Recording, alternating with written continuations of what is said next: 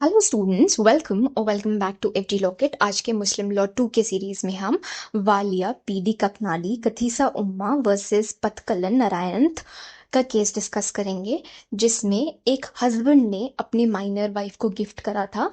तो इस गिफ्ट की हम वैलिडिटी को डिस्कस करेंगे। हम अपने पिछले केस में ऑलरेडी गिफ्ट के एसेंशियल्स और गिफ्ट टू माइनर का कॉन्सेप्ट डिटेल में डिस्कस कर चुके हैं।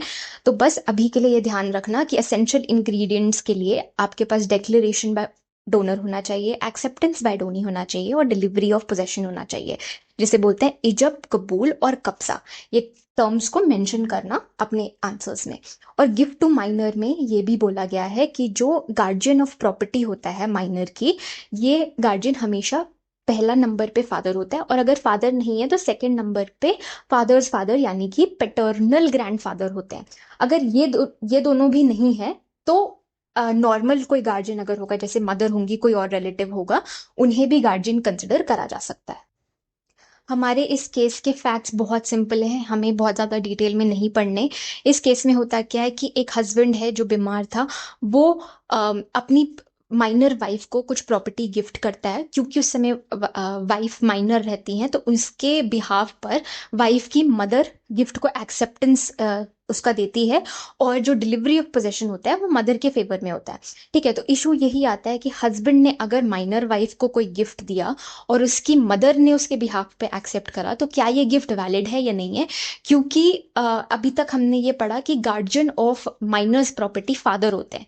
ठीक है, तो इसमें फादर का क्या रोल है? अगर फादर नहीं है तो माइनर की मदर का क्या रोल रहेगा? बस उसी को कोर्ट डिस्कस करते हैं। कोर्ट सबसे पहले ऑब्जर्व करते हुए कहते हैं कि मुस्लिम लॉ में ना डिफरेंट टाइप्स ऑफ गार्जियंस होते हैं।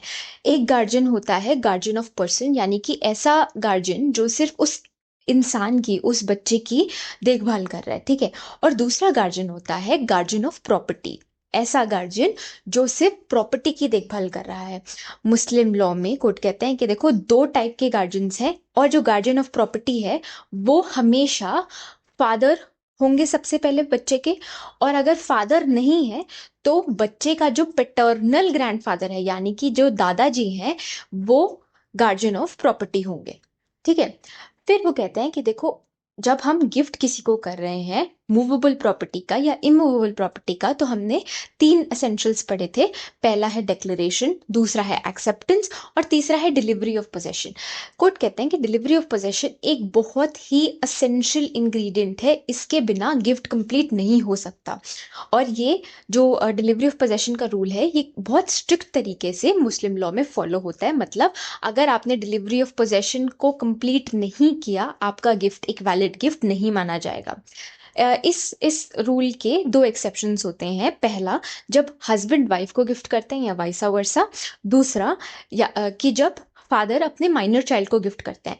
इन दोनों केसेस में बोला जाता है कि यहाँ पर डिलीवरी ऑफ पोजेशन का जो रूल है वो थोड़ा रिलैक्स हो जाता है, क्योंकि ऐसा प्रिजम्पशन होता है कि हस्बैंड वाइफ साथ में रह रहे हैं, फादर और माइनर चाइल्ड साथ में रह रहे हैं, तो इन्हें एक्चुअल में डिलीवरी ऑफ पोजेशन करने की जरूरत नहीं है। अगर ये कंस्ट्रक्टिव डिलीवरी भी दे दे, यानी कि जैसे देखो, अगर हस्बैंड ने वाइफ को एक घर गिफ्ट करा और वो उसी घर में साथ में रह रहे थे, तो हस्बैंड ने वाइफ को एक चाबी दे दी कि देखो, ये अब गिफ्ट, ये मैं तुम्हें गिफ्ट कर रहा हूँ, और ये तुम अब घर की चाबी पकड़ो। तो हस्बैंड ने वाइफ को कंस्ट्रक्टिव पोजेशन दे दिया, एक्चुअल पोजेशन नहीं दिया है। बट जो यहाँ पर जो डिलीवरी ऑफ पोजेशन का रूल है वो थोड़ा रिलैक्स हो गया। ठीक है, तो सिर्फ एक्सेप्शंस दो ही माने जाते हैं यहाँ पर। अब कोर्ट कहते हैं कि अगर कोई ऐसा बच्चा है जिसके फादर की डेथ हो गई है, जिसके पैटर्नल ग्रैंडफादर की डेथ हो गई है, तो ऐसे बच्चे का अगर कोई गिफ्ट देना चाहता है, तो इसके बिहाफ पर एक्सेप्टेंस कौन करेगा? क्योंकि गार्जियन ऑफ प्रॉपर्टी तो अकॉर्डिंग टू मुस्लिम लॉ है नहीं। तो कोर्ट कहते हैं कि अगर फादरलेस चाइल्ड को गिफ्ट करा जाता है और ऐसा बच्चा under the care and protection of his mother है, तो मदर उस बच्चे के बिहाफ पे अगर एक्सेप्टेंस कर देती है, तो वो एक गिफ्ट वैलिड गिफ्ट होता है। और ऐसे ही अगर कोई ऑर्फन है, ऑर्फनेज में रह रहा है, और वो एक केयर एंड प्रोटेक्शन है, कोई भी वहाँ के जो केयर टेकर है उनकी केयर एंड प्रोटेक्शन में है, तो अगर ऑर्फन को कोई गिफ्ट देना चाह रहा है और केयर टेकर उसके बिहाफ पे वो गिफ्ट एक्सेप्ट कर रहा है, तो इसको भी हम वैलिड एक्सेप्टेंस मानेंगे। अब कोर्ट हमारे केस में यही पोजीशन ऑफ लॉ को फैक्ट्स पर अप्लाई करते हुए कहते हैं कि यहाँ पर जो गिफ्ट है वो हस्बैंड कर रहा है अपनी माइनर वाइफ को। अब ये जो माइनर वाइफ है इसके ना ही फादर जिंदा है ना ही पैटर्नल ग्रैंडफादर जिंदा है, तो मतलब जो गार्जियन ऑफ प्रॉपर्टी है माइनर वाइफ के वो अलाइव ही नहीं है एज पर मुस्लिम लॉ। अब ये जो माइनर वाइफ थी ये थी अपनी मदर के केयर एंड प्रोटेक्शन में। तो जब हस्बैंड माइनर वाइफ को गिफ्ट करते हैं तो माइनर वाइफ वैलिड एक्सेप्टेंस तो दे नहीं सकती, तो इनकी मदर जो है वो अपनी बेटी के बिहाफ पर वो गिफ्ट एक्सेप्ट कर लेती है और डिलीवरी ऑफ पोजेशन भी मदर को दे दिया जाता है कि जब वाइफ मेजर होगी ऑफ कोर्स वो उनको दे दिया जाएगा, ठीक है, क्योंकि अभी माइनर वाइफ अपनी मदर की केयर एंड प्रोटेक्शन में है। तो कोर्ट कहते हैं कि क्योंकि कोई और गार्जियन ऑफ प्रॉपर्टी अवेलेबल नहीं था, जैसे फादर नहीं है, पैटर्नल ग्रैंडफादर नहीं है, और क्योंकि मदर ही माइनर वाइफ की देखभाल कर रही थी, तो acceptance by mother is a valid acceptance, और जो डिलीवरी ऑफ पोजेशन दिया गया है मदर को वो भी एक वैलिड एक्सेप्टेंस है। तो जो हमारी तीनों एसेंशियल्स हैं गिफ्ट के, कि पहला डिक्लेरेशन बाय डोनर होना चाहिए, यानी कि जो हस्बैंड ने डिक्लेयर करा था वो एक अनइक्विवोकल और अनएम्बिगुअस डिक्लेरेशन था कि वो अपनी वाइफ के फेवर में गिफ्ट करना चाह रहे थे।